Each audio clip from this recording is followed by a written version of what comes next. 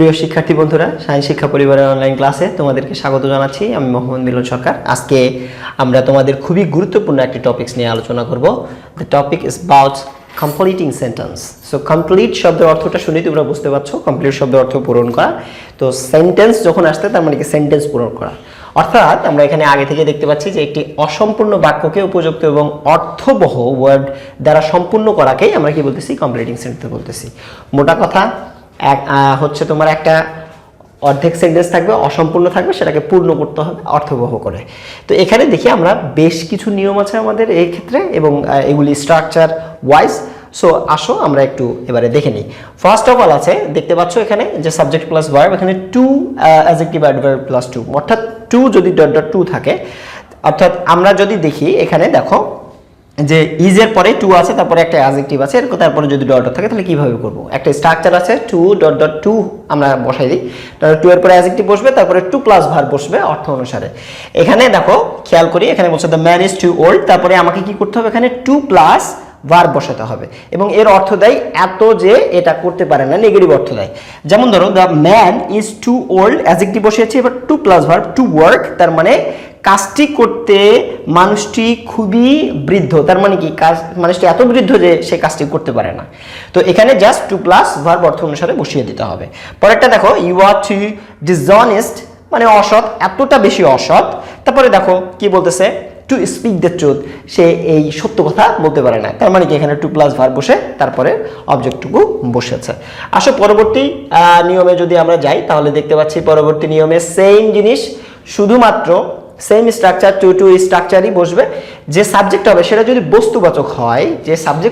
যদি বস্তুবাচক হয়, তাহলে টু এর পরে যে অ্যাডজেক্টিভ অ্যাডভার্ব বসবে, তারপরে ফর প্লাস তারপরে তোমার হচ্ছে যার জন্য হচ্ছে সেক্ষেত্রে ওই ব্যক্তির তোমার হচ্ছে অবজেক্টিভ ফর্ম বসবে এবং তারপরে টু প্লাস ভার্ব বসবে। এখানে খেয়াল করো, the box is too heavy, এত ভারী যে কার জন্য সেটা এবার এখানে বসে দেবো। ফরের পরে একজন ব্যক্তি বসবে, তারপরে টু প্লাস ভার্ব বসবে। তাহলে ভাই কি এখানে বসিয়েছি আমরা? ফর মি টু ক্যারি, তার মানে এই বক্সটা এত ভারী আমার জন্য, টু ক্যারি বহন করতে, তার মানে এত ভারী যে আমি এটা বহন করতে পারি না।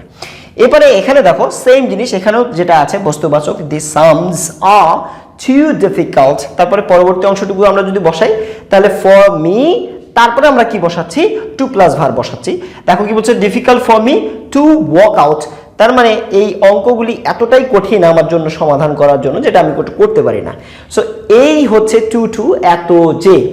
এবারে আসি পরবর্তী যে নিয়মটা আছে, যদি খেয়াল করি এখানে দেখো যে 3 নম্বরে রুলসে বলছে যে যদি এই হু, উইচ, হোয়াটস, তারপরে আমরা দেখতে পাচ্ছি দ্যাট, হোম ইত্যাদি যে রিলেটিভ প্রোনাউন আছে, এই রিলেটিভ প্রোনাউনের পরে যে অ্যান্টিসিডেন্ট থাকে তোমার হচ্ছে আগে, সেই অ্যান্টিসিডেন্ট অনুসারে আমাদের কি করতে হয়? পরবর্তী ভার্বটি বসাইতে হয় এবং কমপ্লিটিং সেন্টেন্সে অবশ্যই সেটা অর্থবহ হতে হবে। এখানে খেয়াল করো, ইট ইজ আই হু, দেখো হু হচ্ছে রিলেটিভ প্রোনাউন। এখানে আমরা যদি খেয়াল করি যে হু হচ্ছে রিলেটিভ প্রোনাউন। এখন এই রিলেটিভ প্রোনাউন এর তোমার হচ্ছে অনুযায়ী এই রিলেটিভ প্রোনাউনের আমরা দেখতে পাচ্ছি এখানে যে এই হুয়ের আগে যে অ্যান্টিসিডেন্ট আছে এটা অনুযায়ী আমার এখানে কি হবে? ভার্ব হবে। তার মানে এখানে আই আছে, আমি যদি বিভার বসাতে চাই তাহলে আমাকে অবশ্যই কি বসাইতে হবে? অ্যাম বসাইতে হবে। হুয়ের জন্য আমি এখানে ইজ বসাইতে পারবো না। তাহলে আমরা দেখতে পাচ্ছি ইট ইজ আই হু, দেখো আই, এখানে দেখো কি বসেছে? অ্যাম বসেছে, টু ব্লেম, তারপরে টু প্লাস ভার্ব অর্থ অনুসারে বসেছে। ঠিক তেমনি ভাবে দেখো আই নো দ্য ম্যান, এখানে খেয়াল করো এই ম্যান, এখন এখানে যদি আমি কোনো প্রেজেন্ট ফর্ম বসাই তাহলে অবশ্যই কি বসবে? এখানে একটা সিঙ্গুলার ভার্ব বসবে। আর যদি পাস্ট বসাই, পাস্টের ক্ষেত্রে তো আলাদা বিষয়, সেটা হচ্ছে তোমার সিঙ্গুলারও যা প্লুরালও তাই, সেম হচ্ছে সব সময়ই ভার্বের টু ফর্ম বসবে। তো এখানে খেয়াল করো, I know the man who came here yesterday, এখানে যদি বলি যে হু কাম, তারপরে যদি রেগুলারলি দিতাম তাহলে এখানে কিন্তু হু কামস রেগুলারলি বসতো, তার মানে এখানে ভার্বটা সিঙ্গুলার হইতো। এরপরে ঠিক তেমনি ভাবে আই নো দ্য বয় হু, এখানে দেখো দ্য বয় আছে, এই যে সিঙ্গুলার, এটা এই জন্য এখানে আমার যে ভার্বটা বসেছে এটাও কিন্তু কি আমাকে হ্যাজ বসাইতে হয়েছে সিঙ্গুলার ভার্ব অনুসারে। সো এইভাবে আমাদেরকে রিলেটিভ প্রোনাউনের যে আগে অ্যান্টিসিডেন্ট থাকবে সেটা অনুসারে আমাদেরকে ভার্বটি বসাইতে হবে।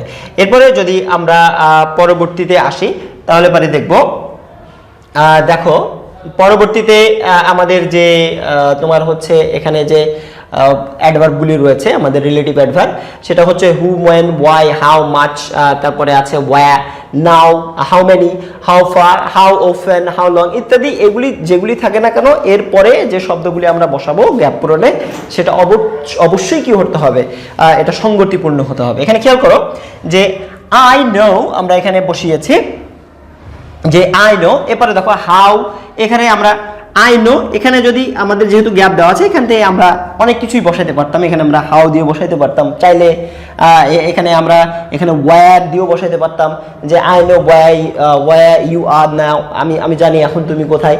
সো এখানে দেখো যেটাই বসাই না কেন আমার এখানে যেটা বসতেছে এরপরে যে সাবজেক্ট বসছে তারপরে আবার কি বসতেছে, ভার্ব বসতেছে। আর এটা অবশ্যই কি করতে হবে, আমাকে অর্থ অনুসারে করতে হবে। এখানে খেয়াল করো পরেরটা, এখানে দেখো দ্য টাইম আছে, টাইম বুঝাইতে আমরা কি ব্যবহার করি, রিলেটিভ প্রোনাউনে ওয়েন ব্যবহার করি। এই জন্য কিন্তু আমার এখানে দেখো কি বসিয়েছি, আই নো দ্য টাইম, তারপরে ওয়েন এর পরে আমাকে অর্থসঙ্গতিপূর্ণ তোমার হচ্ছে একটা ক্লজ বলো বা ওয়ার্ড বলো এগুলো বসাইতে হবে। দেখো I know the time when he will arrive, সে কখন আসবে সেই সময়টা আমি জানি, তার মানে এখানে একটা ক্লোজ বসানো হয়েছে, আমাদের সাবজেক্ট প্লাস ভার্ব বসিয়ে দিয়েছি, দিয়ে আমরা সেন্টেন্সটাকে অর্থপূর্ণ করেছি। তেমনিভাবে do you know how far, how far এর পরে আমরা কি বসাইতে পারি, একটা ক্লজ বসিয়ে দিতে পারি। দেখো এখানে লিখেছে do you know how far Dhaka, কি বলছে যে ঢাকা ইজ ফ্রম টাঙ্গাইল, তার মানে হাউ ফার ঢাকা, এই ঢাকাটা হচ্ছে টাঙ্গাইল থেকে কত দূর সেটা কিন্তু আমাদের এখানে বসানো হয়েছে। এবারে আসো আমরা যদি পরবর্তী যে স্লাইডটা আছে সেটা যদি দেখে নিই, পরবর্তী নিয়মটা, পরবর্তী নিয়মে আছে একটু খেয়াল করো, এখানে বলতেছে যে যদি এরকম থাকে যে সো এবং দ্যাট এরকম টাইপের যদি কোনো কিছু থাকে, সো ডট ডট দ্যাট, তাহলে সেই ক্ষেত্রে আমরা কিভাবে পূরণ করব। তো সো ডট ডট দ্যাট এটা হচ্ছে অর্থ এরকম দেয় যে এত যে এটা পারে না, এই কারণে দ্যাটের পরে আমাদের হচ্ছে ক্যান নট বা কুড নট, মে নট বা মাইট নট, এই জিনিসগুলা কিন্তু আমাদের টেন্স অনুসারেও কিন্তু বসাইতে হয়। এখানে খেয়াল করো আমাদের যে কোয়েশ্চেনটা থাকে সেখানে অ্যাডজেক্টিভ পর্যন্ত দেওয়া থাকে, সো এর পরে যে অ্যাডজেক্টিভটা থাকে সে পর্যন্ত দেওয়া থাকে, বাদ বাকি অংশটুকু বসাইতে হবে। তার মানে আমাকে দ্যাট প্লাস আবার সাবজেক্ট প্লাস ভার্ব এইটা আমাকে বসাইতে হবে।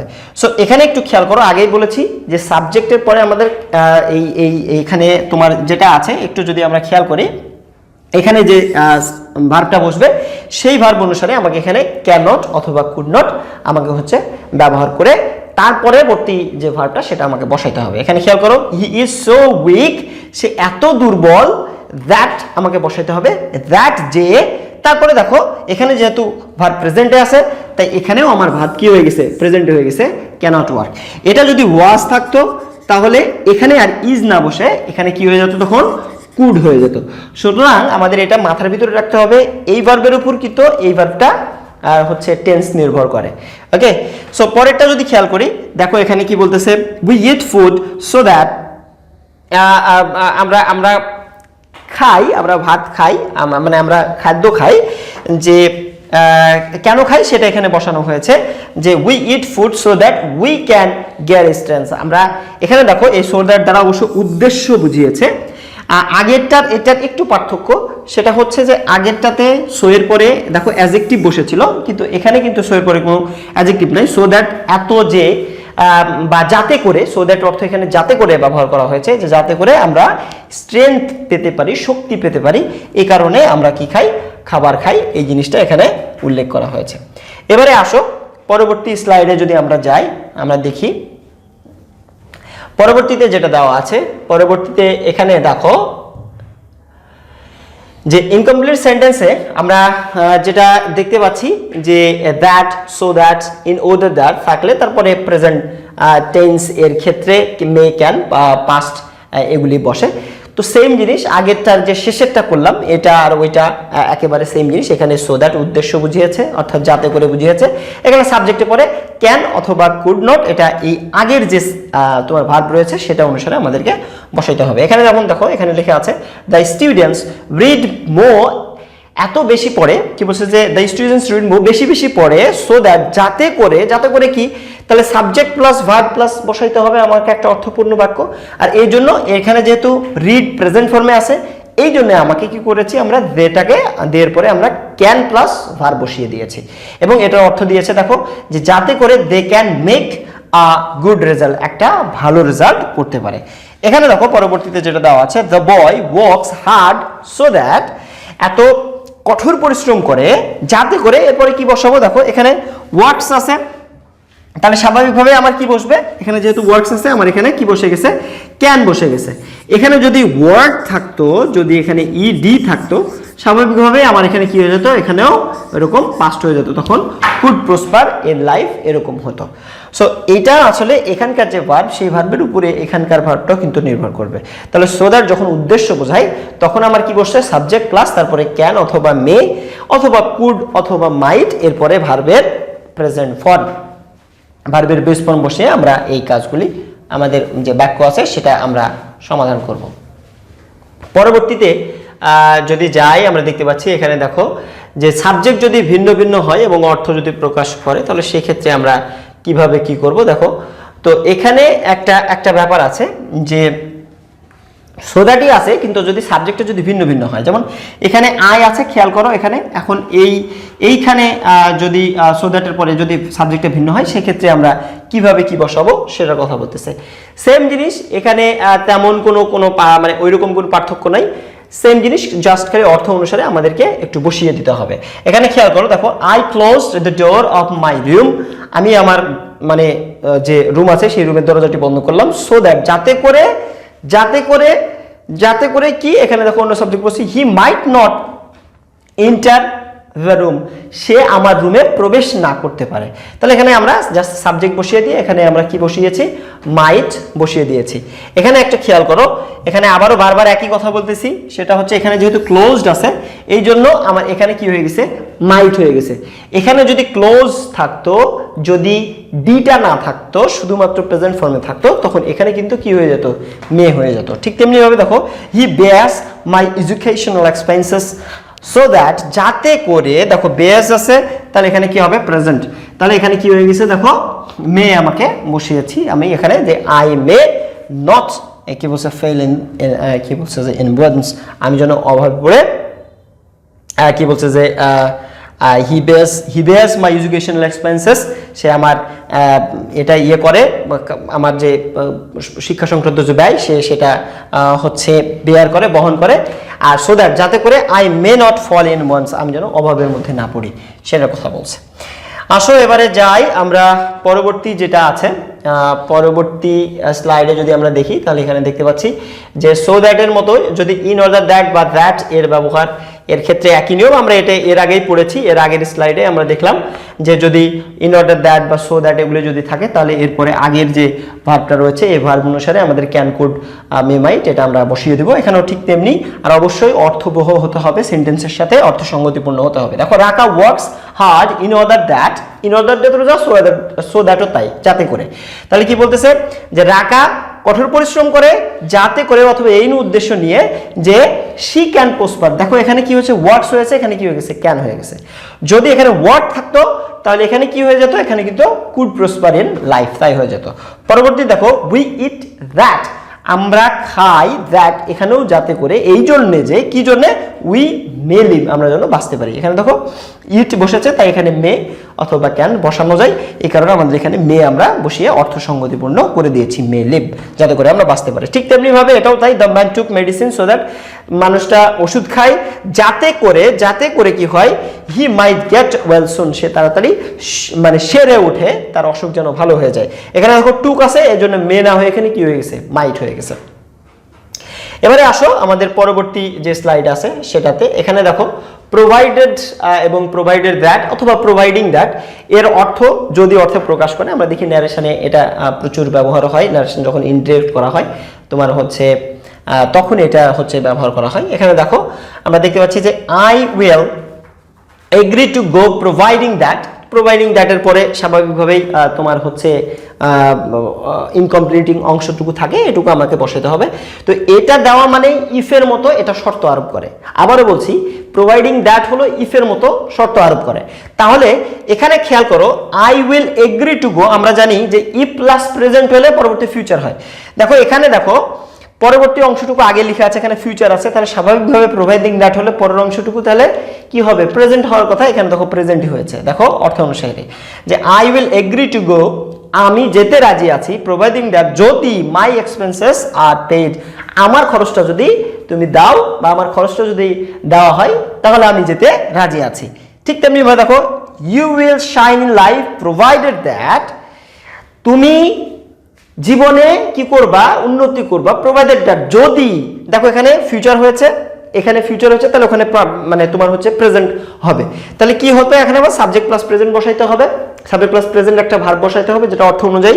এখানে দেখো you will shine in life provided that you work hard, যদি তুমি কি করো, বেশি পরিশ্রম করো। সো এই হচ্ছে তোমার হচ্ছে আমাদের এই 9 নম্বর রুল পর্যন্ত আমাদের এই আজকের এই ক্লাসে ছিল। তো সব মিলিয়ে তোমরা হচ্ছে যদি কোথাও যদি বুঝতে সমস্যা হয় তাহলে আবার ভিডিওটি রিভাইন্ড করে নিবা। আর হচ্ছে সকলেই ভালো থাকো আর সুস্থ থাকো। আর অবশ্যই যদি আমাদের চ্যানেলটি এখনো সাবস্ক্রাইব করে না থাকো তাহলে অবশ্যই চ্যানেলটি সাবস্ক্রাইব করে আমাদের সঙ্গেই থাকবে। খুদা হাফেজ।